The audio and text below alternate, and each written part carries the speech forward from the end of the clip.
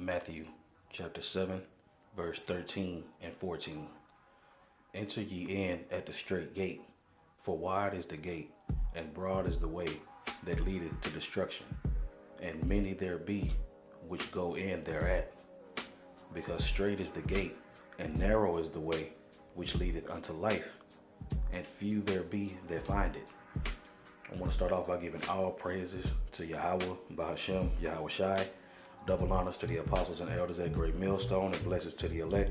It's the brother Yatazak from the Great Millstone Dallas camp.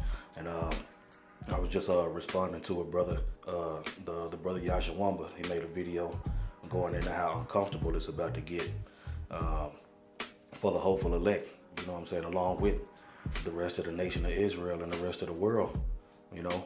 And basically what's going on is you see all these different lines being drawn in the sand. You know, you see people profess who their team is or who they gonna ride with, and you see a lot of people flocking to lies and BS and madness and scandal. You know, so like yeah, man. But according to this scripture, following a multitude to do wickedness is what's going on when you see all these different factions and groups and everybody that's depending on everything but Yahweh Ba'Shem Yahweh Shai. You know, it's gonna be a tough road to hoe to get to the kingdom, and a lot of people ain't built for it. You know what I'm saying? A lot of people don't even notice that it's a fight to be had. You know, but when you come in that straight gate, you come in the way of Yahweh Shai. You know what I'm saying? Yahweh Shai was made perfection, you know, on earth in the flesh. You know, when you go into the transfiguration, when the Lord said, "This is my son in whom I'm well pleased, hear ye him." You know, he succeeded in the flesh and bringing forth Yahweh's will. You know, when he got baptized by John the Baptist in the River Jordan, you know, the Lord said the same thing. He said, "This is my son in whom I'm well pleased." You know, and eventually we want to be those men that we want the Lord to be well pleased in us, in this flesh that we live in, these chains of darkness that we trapped in, you know. And there's only one way to get there, and it's through Yahweh Shai, which is that straight gate. You know what I'm saying? I got a precept. Let me get the precept to this. It's 2nd Ezra. All right, 2nd Ezra 7. All right, and I'm gonna read more into it with this chapter. You know what I'm saying? And it says, this is 2nd Ezra chapter 7, verse 1. It says, "And when I made an end of speaking these words, there was sent unto me the angel which had been sent unto me nights afore. And he said unto me, Up, Ezra, and hear the words that I am come to tell thee. And I said, Speak on, my power. Then he said unto me, The sea is set in a wide place, that it might be deep and great. But put the case, the entrance were narrow and like a river.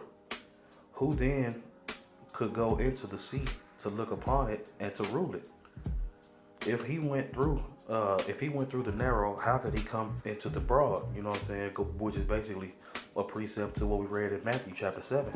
You know, in order to get to the goal, in order to accomplish the goal, you have to go through that narrow path. You know what I'm saying? I like to use the American Ninja Warrior. You know, when you watch that show, you see all these people from all these different walks of life coming from all over the world, and they go through this obstacle course and they hit this button at the end. You know what I'm saying? And when you see how happy they be when they hit that buzzer, you know what I'm saying? All that hard work that they did paid off. And then you got some people that get further than others, but they get wet. They fall off, you know. You got some that fall off in the beginning. You got some that fall off towards the end. You got some that fall off towards the middle. But at the end of the day, it's only a few that's gonna hit that buzzer at the end, you know, and get to jump up and down and celebrate, you know. It says, verse 5, it says, Who then could go into the sea to look upon it and to rule it if he went not through the narrow? You know, you're not gonna be able to rule if you don't go through nothing, man. The Lord ain't just he ain't just gonna drop us in rulership like he did last time. You know what I'm saying? We needed work. We needed to be refined. We needed to be improved. It says, how could he come into the broad? There is also another city, another thing. A city is builded and set upon a broad field, and is full of all good things. The entrance thereof is narrow, and is set in a dangerous place to fall, like as if there were a fire on with the right hand, and on the left, the deep water. You know what I'm saying? And that fire and that water represents tribulations. And either one of them can destroy you. You know what I'm saying? You can be destroyed by fire, you can be destroyed by water, and both of these are on the side. But if you stay on that narrow path, that's your safety. If you stick and you cling to Yahweh Hashem Yahweh Shai, which is that narrow path, which is that straight gate, you'll be fine. You know what I'm saying? You know how they tell people that's afraid of heights not to look down? Well, as long as you don't look down, if you keep looking, if you keep looking this truth straight in the eye, you can make it across that tightrope, man. You know?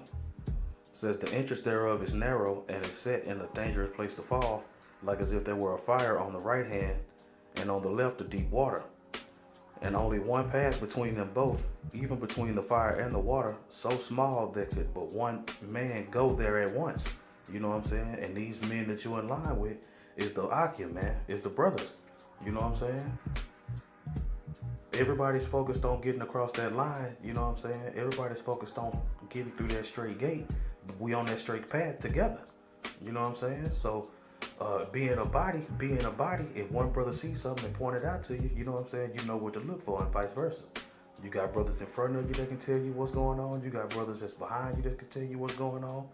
You know what I'm saying? And you all work together to get across the road.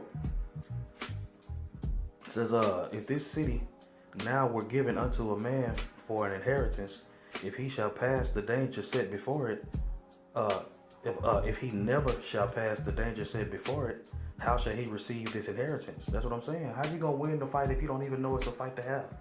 You know what I'm saying? How you gonna win a fight that you didn't train for? You know? How you gonna win a fight from your back? You know what I'm saying? You can't win the fight if you knocked out, can you? It says, and I said, it is so, Lord. Then said he unto me, even so also is Israel's portion. Because for their sakes I made the world, and when Adam transgressed my statutes, then was decreed that now is done. Then were the entrances of this world made narrow and full of sorrow and travail. You know what I'm saying? Like I said earlier, man, the Lord made the world for our sakes, but we blew it. You know what I'm saying? We straight up blew it. We didn't handle it the way we were supposed to handle it. So now he gonna give us another shot at it after we serve our punishment, after we serve our captivity. You know? It says, because for their sakes I made the world, and when Adam transgressed my statutes, then was decreed that is done. That now is done. You know, he was gonna be cursed. It says, then were the entrances of the world made narrow, full of sorrow and travail.